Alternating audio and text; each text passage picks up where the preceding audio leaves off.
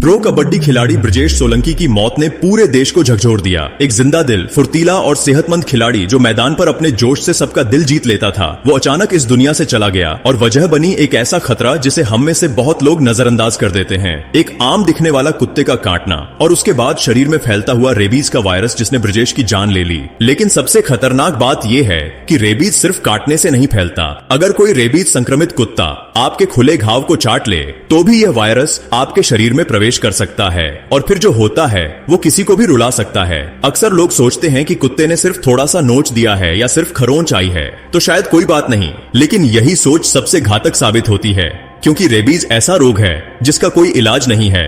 एक बार लक्षण दिखने लगे तो फिर बचना नामुमकिन है। सिर्फ और सिर्फ समय रहते लगाया गया टीका ही जीवन रक्षक बन सकता है।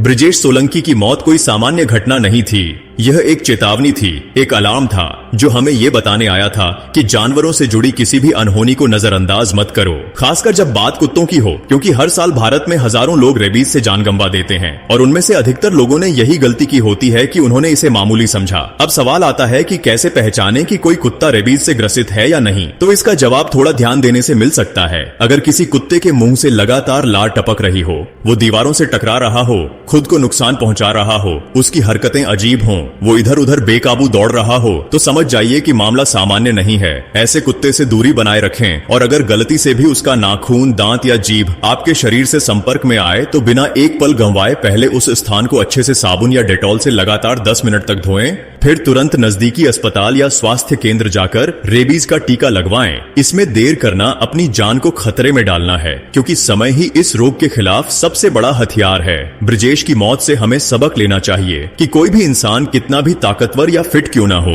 अगर उसने समय पर सावधानी नहीं बरती तो यह वायरस उसे भी नहीं छोड़ता। यह जानकारी सिर्फ ज्ञान नहीं है, बल्कि किसी की जान बचा सकती है। हो सकता है कि आपके एक शेयर या एक पोस्ट से किसी को सही वक्त पर इलाज मिल जाए, किसी की जिंदगी बच जाए। इसलिए इस बात को खुद तक सीमित मत रखो। इस जानकारी को अपने दोस्तों, परिवार और आसपास के लोगों तक पहुंचाओ, क्योंकि एक छोटा सा कदम, एक छोटी सी जागरूकता बहुत बड़ी जान बचा सकती है। और हाँ, कभी भी किसी जानवर के संपर्क के बाद अगर थोड़ा भी शक हो तो डॉक्टर से सलाह जरूर लें, क्योंकि जीवन अनमोल है और एक गलती उसे छीन सकती है। ब्रजेश सोलंकी की कहानी सिर्फ एक मौत की कहानी नहीं है, बल्कि एक चेतावनी है जो बार बार हमें कह रही है कि रेबीज से सावधान रहो, जागरूक रहो, समय रहते इलाज कराओ और दूसरों को भी इसके बारे में बताओ, ताकि और ब्रजेश ना हो, ताकि और परिवार ना उजड़े, ताकि हम सब मिलकर एक सुरक्षित समाज बना सकें, जहां एक आम बीमारी की जानकारी के अभाव में कोई जिंदगी